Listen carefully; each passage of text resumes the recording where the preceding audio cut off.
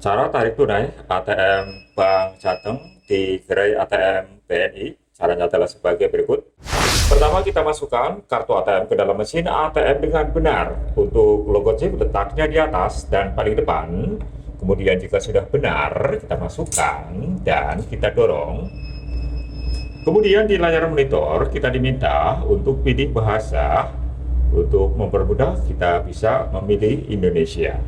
Kemudian di layar monitor kita diminta untuk memasukkan PIN ATM dengan benar. Demi keamanan dan kenyamanan, silahkan ganti PIN secara berkala. Kemudian di layar monitor kita diminta untuk pilih menu utama. Jika di layar monitor tidak muncul menu atau nominal yang kita inginkan, kita bisa pilih menu penarikan lain.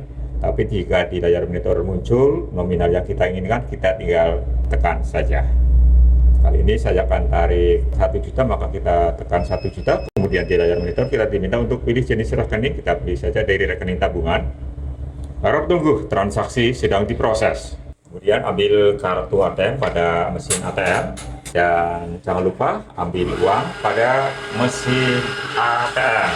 Demikian tutorial kali ini, semoga bermanfaat. Terima kasih, salam berinvestasi.